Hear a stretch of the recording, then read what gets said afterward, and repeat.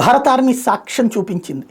పాకిస్తాన్ నిన్న మళ్ళీ మొదటి గంటలో మనం 100 అనుకున్నాం, రాత్రి కూడా నేను ఒక వీడియో పోస్ట్ చేసి ఆ తర్వాత 200, 300, 400 పొద్దున ఇవాళ ప్రెస్ కాన్ఫరెన్స్ ద్వారా వందలాది డ్రోన్లు, వందలాది మిస్సైళ్లతో విరుచుకుపడింది అన్నట్టు విషయాన్ని భారత సైన్యం అంగీకరించింది.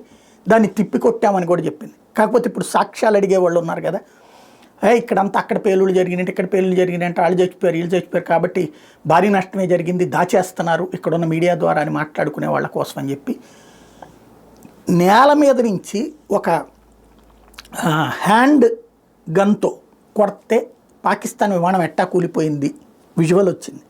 అట్లాగే పాకిస్తాన్కి సంబంధించిన డ్రోన్లు ఎట్లా కూలినాయి, టర్కీకి సంబంధించిన డ్రోన్లు ఎట్లా కూలినాయి, మన ఎయిర్ డిఫెన్స్ సిస్టమ్స్తో ఎట్లా నాశనమైనాయి అన్నటువంటిది సంపూర్ణ విజువల్స్ని ఆర్మీ అందులో 1% రిలీజ్ చేసింది. ఇప్పుడు ఈ సాక్ష్యాలు అడిగేటటువంటి మహానుభావులకి అది అంకితం అన్నమాట.